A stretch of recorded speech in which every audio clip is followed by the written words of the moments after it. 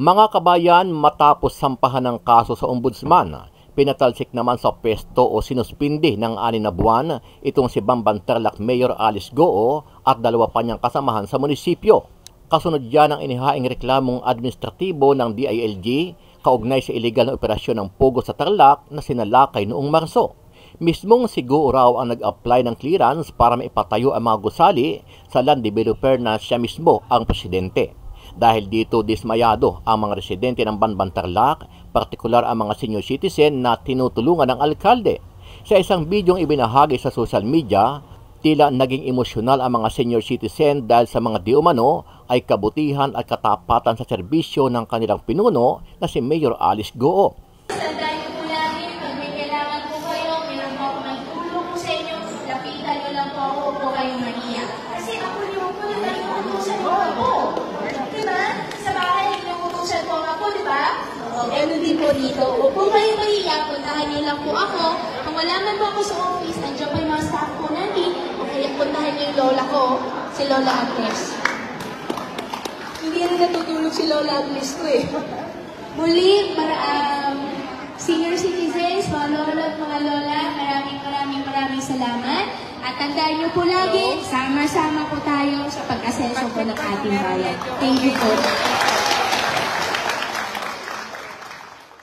Samantala, naglabas naman ng pahayag si Mayor Alice Goo nang matanggap niya ang suspension galing sa ombudsman.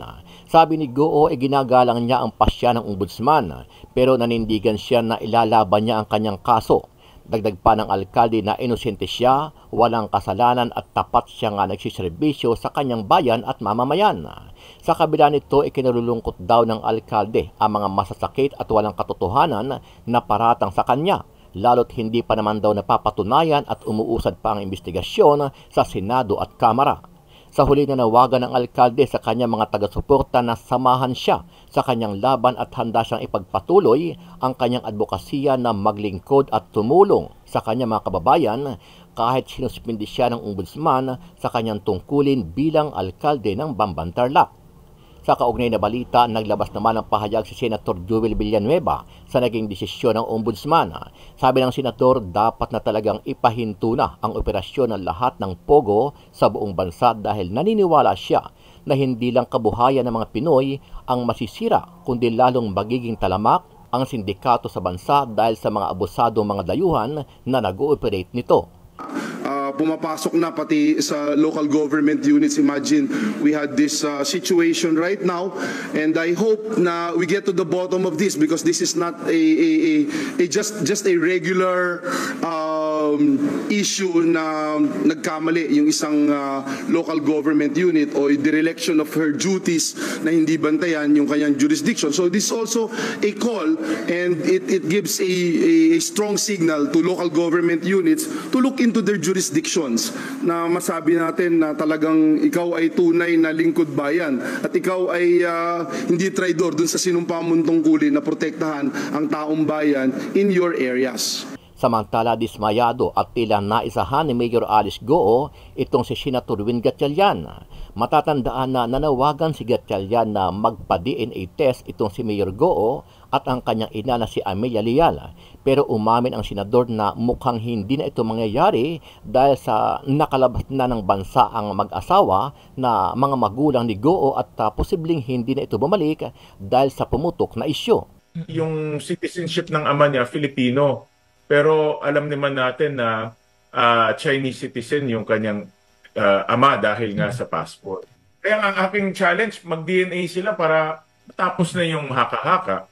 Nagtanong kami sa Bureau of Immigration, si Lin Wenyi at si Guo Jiangjong, wala na pala sa Pilipinas, bumiyahe na sila papuntang sa ibang bansa. So hindi na natin sila makikita dito. Una-una, itong dalawa Chinese citizen. No, so talagang pwede silang bumalik sa China at wag nang bumalik dito. At pag yan nangyari, wala na tayong pagkakataon na patunayan na ito dalawa ay kanyang mga magulang. Wala na si Li Wenyi sa bansa kaya mahirapan na tayong pa-DNA sila. Nanindigan din si Senator Win Gatchalian at sinabi niya na sigurado siyang isang malaking sindikato ang nagpapatakbo ng Pogo Hub sa Bamban Tarlac dahil sa mga planado at napakagaling na strategy ang ginawa dito. Sigurado akong sindikato ang nagpatayo nun. At hindi ito mga ordinaryong sindikato, mga professional to. Talagang alam nila kung ano yung ginagawa nila. At malakas yung loob nila. Magtataka ka eh. Ito tinatanong ko madalas sa sarili ko. Bakit Bamban? Bakit hindi sa ibang lugar? At kung makikita mo yung development doon, napakalaki. Sabi nga ni Mayor Alice ko, condominium mo yung iba. Pero alam naman natin, yung Banban, hindi naman hindi naman urban area to, no? Agriculture-based area to. Parang imposible naman yung mga magsasaka ang bibili ng mga condominiums doon at pupunta sa shopping mall. Kaya maraming mga nakakapagtaka na bakit doon at maraming nakapagtaka ng mga aksyon na parang hindi mahirap masagot eh. Yung posibilidad na Pogo money ang tumakbo para magkaroon ng Pogo politics, malaking posibilidad yan. Dagdag pa ni Gatchalian na sa nakikita niyang tsorya, isa si Mayor Alice Goo na ginamit at naging pinuno ng mga sindikato para maging opisyal ng gobyerno at makakuha sila ng suporta mula sa taas at may magdidepensa sa kanila kung sakaling mabulilyaso ang kanilang illegal na operasyon. Dahil sa laki ng perang pumapasok, siyempre naghahanapin sila ng mga kaalyado nila. At marunong rin sila. Sabi nila kung ang pinakamaganda siguro ay maglagay na tayo ng tao sa gobyerno, gobyerno para maproteksyonan tayo. Hindi malayo yun. Mga ganun na teorya, hindi malayo dahil yung perang umiikot malaki. At mayroon na rin information na itong Banban na Pogo Hub, mayroon na rin mga connection sa taas. So ibig sabihin, marunong sila mag-alaga at maglagay sa mga tao sa taas sa enforcement agencies natin para maproteksyonan sila. Ano ang masasabi mo dito, kabayan? Sama-sama nating panuorin ang buong video at pakicomment nyo po ang inyong mga reaksyon at sariling opinyon. Pero bago yan, muli po ako nag-iimbita sa mga hindi pa po nakasubscribe sa ating channel na Kabayan News PH, pakipindot po ang subscribe button at pakiclick na rin ang notification bell para lagi kayong updated sa mga bagong upload natin na legit at napapanahong balita. Maraming pong salamat. Dito po ako, kasama po ang ating munisipyo po. Gusto ko rin po iparating po sa inyong mga lola at mga lola bilang inyong apo. Lahat po ng programa na para po sa mga senior citizens po natin, ibibigay ko po lahat. I-deliver ko po lahat sa inyo. Yan po ang pangako ko po sa inyo. Hindi ko po kaya agad-agad, hindi ko po kaya sabay-sabay, pero I'm making sure po, ano man po binigay ng gobyerno at ano man po ang kaya ko pong gawin ko po para sa mga senior citizen po. Dapat po pala na barangay na magkakasama po tayo ngayong umaga at sa mga kasamahan po natin, kakilala, kamag-anak, kapitbahay po, na hindi pa po naisama sa listahan, pakisabi po sa kanila, konting vote na lang. Magandang po tayo ulit next year. Ulit, mga senior citizens, tandaan niyo po lagi, pag may kailangan po kayo, meron po ako ng tulong po sa inyo, lapitan niyo lang po ako, po kayong maniya. Kasi ako na lang yung utusan ko ako. Diba? Sa bahay, yung utusan ko ako, diba? Ganun din po dito. Kung kayo mahiya, puntahan niyo lang po ako. Kung wala man po ako sa office, nandiyan po yung mga staff po natin, o kaya puntahan niyo yung lola ko, si Lola Agnes. Hindi rin natutulog si Lola Agnes ko eh. Muli, senior citizens, mga lola at mga lola, maraming salamat. At tandaan niyo po lagi, sama-sama po tayo sa pag-asenso po ng ating bayan. Thank you po. Samantala, nanindigan naman si Bamban Mayor Alice Goo na inosente siya at nangakong ipagpapatuloy ang pagdepensa sa kanyang integridad at pagkatao matapos na suspindihin ang Office of the Ombudsman kasamang 2 iba pa sa loob ng 6 na buwan dahil naman sa malakas na ebidensya umano na nagpapakitang guilty ang mga ito. Sa isang statement, sinabi ni Mayor Goo na iginagalang nito ang legal process at tinatanggap ang desisyon ng Ombudsman. Iginiti ng alkalde na nagsilbi siya sa kanyang bayan at sa kanilang mga mamamayan ng may integridad. Naniniwala din ang alkalde na may pagkakataon siya ngayon para naman linawin ang mga akusasyon laban sa kanya. Nakahanda rin daw ito na makipagtulungan sa mga otoridad para masiguro ang katotohanan, ang lilitaw at hustisya. Sinabi pa ng alkalde mula sa Bamban, Tarlac na lubos ang kanyang kalungkutan sa mga akusasyong ibinabato laban sa kanya at idinadaing ang pagkundina sa kanya bago pa man ang marinig daw yung kanyang panig. Git pa ng alkalde na paglabag umano ito sa kanyang karapatan bilang individual at bilang leader na iniluklok ng mga botante ng Bamban doon sa Tarlac. Samantala, sinabi naman ng abogado ni Mayor Go na si Attorney Nicole Hamilla na biktima ang alkalde at hindi makatarungan na idinadawit sa mga isyong nag-ugat umano sa regulatory responsibilities ng Philippine Amusement and Gaming Corporation.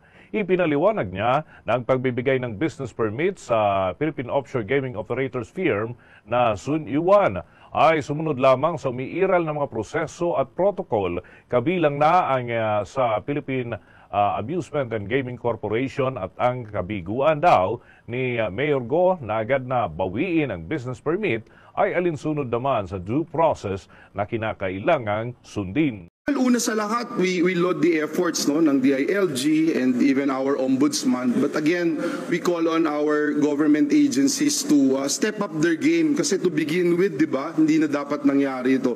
To begin with, even us here in Congress, we have been calling for the banning of POGOs. We have been, I sound like a broken record for the past 6-7 years na asking the government agencies to look into this. Ang NEDA nagsalita na 0.03% ng GDP, etc. Ang DFA, ang DOF no nagsalita 50 billion na hindi nababayarang taxes, and that's just in 2020 alone. So it far outweighs the benefits that we are getting from these POGO operations. And ayan na nga, pumapasok na pati sa local government units. Imagine we had this situation right now, and I hope na we get to the bottom of this, because this is not just a regular issue na nagkamali yung isang local government unit o dereliction of her duties na hindi bantayan yung kanyang jurisdiction. So this is also a call, and it gives a strong signal to local government units to look into their jurisdictions, na masabi natin na talagang ikaw ay tunay na lingkod bayan at ikaw ay hindi traidor dun sa sinumpa mong tungkulin na protektahan ang taong bayan in your areas. Inihahanda na ang kaso para sa tax evasion laban kay suspended Bamban Mayor Alice Go. Ayon yan sa isang opisyal mula sa Presidential Anti-Organized Crime Commission. Sinabi nga ni PAO-CC spokesperson Winston Casio na may mga nakita silang mga paglabag ng alkalde kaugnay yan sa pag-iwas sa pagbabayad ng buwis. Sa ngayon, hindi pa nila matukoy ang halagang sangkot, ngunit naniniwalang opisyal na malaki-laki ang hindi nabayarang buwis na kita naman umano sa lifestyle ni Mayor Go. Anya, ang isa pang kasong tinitignan laban sa alkalde ay may kaugnayan sa isang paglabag sa Securities and Regulations Code. Una nga rito, si Mayor Go ay isinasailalim sa investigasyon matapos na makaladkad ang kanyang pangalan sa isang POGO hub na ni-raid sa kanyang bayan. Ito ay nang matuklasan na ang metro daw ng kuryente ng Philippine Offshore Gaming Operator Firm na Zone U1 Technology Incorporated ay nasa ilalim ng pangalan ni Mayor Go. At natuklasan din ng mga otoridad ang isang sasakyan sa loob ng pasilidad na nakarehistro naman sa ilalim din ng pangalan ng alkalde. Yung citizenship ng ama niya, Filipino. Pero alam naman natin na Chinese citizen yung kanyang ama dahil nga sa passport. Pero kaya ang aking challenge, mag-DNA sila para matapos na yung haka-haka. At malabo na rin ngayon, sa ngayon dahil nagtanong kami sa Bureau of Immigration, si Lin Wenyi at si Guo Jiangjong wala na pala sa Pilipinas, bumiyahe na sila papuntang sa ibang bansa. So hindi na natin sila makikita dito. Una-una, itong dalawa Chinese citizen. No, so talagang pwede silang bumalik sa China at wag nang bumalik dito. At pag yan nangyari, wala na tayong pagkakataon na patunayan na ito dalawa ay kanyang mga magulang. Kaya sa kasamaang palad hindi na dahil nga madali lang naman lumipad at madalas sila lumipad nakita namin sa mga flight records talagang halos isang beses sa isang buwan umaalis sila kaya hindi malayo 'yun. Pero sa ngayon wala na si Lee Wen-yi sa bansa kaya mahirapan na tayong pa-DNA sila. Unang-una, ang pinakamaganda sana ay nag-DNA test si Lee Wen-yi at si Mayor Alice Go. Kasi kung malaman natin yan, kung positive yan, mag-ina talaga sila. So kung mag-ina sila, ang ibig sabihin yan, ang tatay niya ay Chinese, ang nanay niya ay Chinese, lalabas na Chinese siya. Dahil sa bansa natin, sinusundan ang dugo o yung bloodline. Yes, kung ang magulang mo dalawa ay ibang lahi, ikaw rin ay magiging ibang lahi. Sa Amerika kasi Nympha iba, 'di ba? Pag pinanganak ka sa Amerika, Yes, automatic American citizen ka na no? So dito sa atin iba yung sinusundan natin. Mahalaga na mapatunayan nating dapat mapatunayan kung ano yung kanyang nationality dahil ngayon sa mga ganitong panahon, ang birth certificate ngayon ay nagiging basic document na. Sa birth certificate, pwede kang kumuha ng passport, pwede kang kumuha ng employment records. Kung mag-a-apply ka, hinihingi ngayon ng birth certificate. Pwede kang bumili ng lupa. No? At ngayon, pwede kang kumandidato. Itong si Mayor Alice, dahil nakita ko naman sa kanyang Facebook, aktibo niya, pwede pa siya maging congressman, maging governor, o mas mataas pa, na ang kanyang birth certificate ay defective pala at irregular. Nympha, kasi kwento lang niya ito no? Lumabas lang ito. To be honest about it, lumabas lang to doon sa interview with Karen Davila at doon sa post niya sa Facebook. Pero kwento lang ito galing sa kanya. Ang pinakamalaga dito, yung ebidensya. At dahil nga sa mga dokumento na nakalap ng komite galing sa PSA, wala naman Amelia Leal na ipinanganak sa Pilipinas. Kaya nung nagtanong-tanong kami at tinignan na rin namin yung dokumento, kasi pag titignan mo yung dokumento, sa 14 na mga kumpanya ng mga guo, 7 nandoon si Wen-yi. At nandoon rin yung mga allegedly mga kapatid niya, no? Tulad si Sheila, si Men. At normally yan sa mga family business na lahat ng mga kamag-anak mo, lalo na yung mother and father, ay kasama sa corporators. Makikita natin doon yung trend nung kanyang tatay. Totoo naman, yung tatay niya nag-apply nung late registration. Pero makikita mo yung pattern na 4 na anak, late registration, 4 na anak, mali-mali yung impormasyon na ibinigay tulad ng pangalan ng ina at pangalan ng tatay. At 4 na anak ay ganitong proseso ang dinaanan. Kaya nakikita mo yung pattern na talagang sinasadya na mag-late registration at magbigay ng maling impormasyon. Unfair naman na tawaging Zarzuela itong investigation natin dahil maraming tao ang nagtatrabaho para gumawa ng pananaliksik at iba pang mga cross-references. Unfair naman na tawagin na Zarzuela ito. In-expand yung investigation dahil dapat tignan lahat ng personalidad.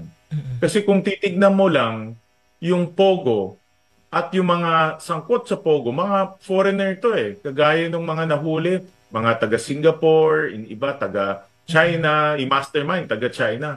So ang tanong, paano nakapasok itong mga dayuhan sa Pilipinas at bakit napili ang Banban para itayo yung kanilang negosyo? At hindi maliit na negosyo to. Nympha, 6.1 billion pesos ang pumasok dito sa Banban.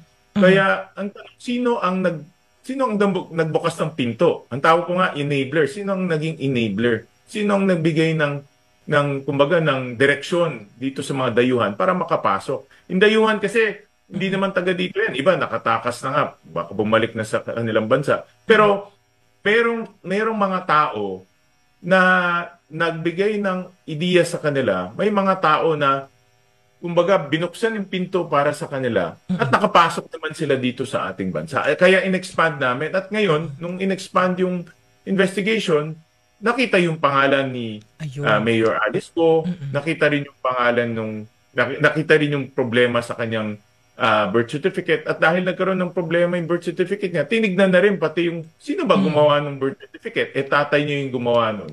So dapat ma-expand dahil ako, ang aking pag-aanalisa, dugtong-dugtong to eh. Yes, sir. Dugtong-dugtong to at makikita natin sa bandang huli na lahat ito hindi ito coincidental. Talagang may plano at magkakasama itong nangyari sa Pogo at itong mga ginawa ng kanyang ama. Sigurado akong sindikato ang nagpatayo noon. At hindi ito mga ordinaryong sindikato, mga professional to. Talagang alam nila kung ano yung ginagawa nila. At malakas yung loob nila.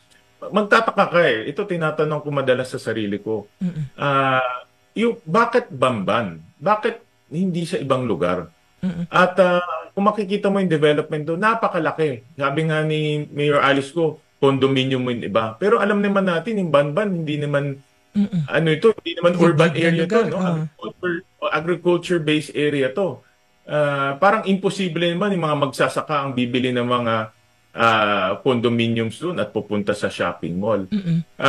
Kaya maraming mga nakakapagtaka na bakit doon at maraming nakapagtaka ng mga aksyon na parang hindi mahirap masagot eh. Yung posibilidad na Pogo money ang tumakbo para magkaroon ng Pogo politics, malaking posibilidad yan. May nabasa lang ako kahapon, pinadala sa akin ng isang kaibigan ko galing Malaysia, na itong money laundering sa Southeast Asia.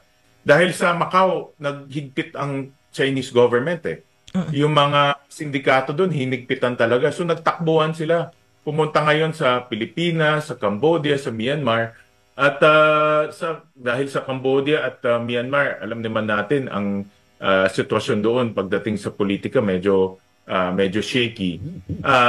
Nagtayo sila doon. At nagtayo rin sila dito sa Pilipinas. At ang aking pananaw nga, aking pag-aanalisa, na itong sa Banban, umpisa lang ito sa malaking Pogo Hub na gagawin nila. Kumbaga, itong sindikato, napili ang Banban na itayo, dalhin yung pera nila, magpatayo sila ng Pogo Hub, pero yung Pogo Hub na yon, ang sa likod ay scamming activities at mas malaking money laundering. At dahil sa laki ng perang pumapasok, siyempre naghahanap rin sila ng mga kaalyado nila. At marunong rin sila. Sabi nila kung ang pinakamaganda siguro ay maglagay na tayo ng tao sa gobyerno, sir. Gobyerno para maproteksyonan tayo. Hindi malayo yun. Mga ganun na teorya, hindi malayo dahil yung perang umiikot, malaki. At mayroon na rin information na itong Banban na Pogo Hub, mayroon na rin mga connection sa taas. So, ibig sabihin, marunong sila mag-alaga at maglagay sa mga tao sa taas sa enforcement agencies natin para maproteksyonan sila. Ibig sabihin, sir, may nangyayari ng Pogo politics? Meron nang nangyayari. At itong mga sindikato, Ninfa, magagaling to eh.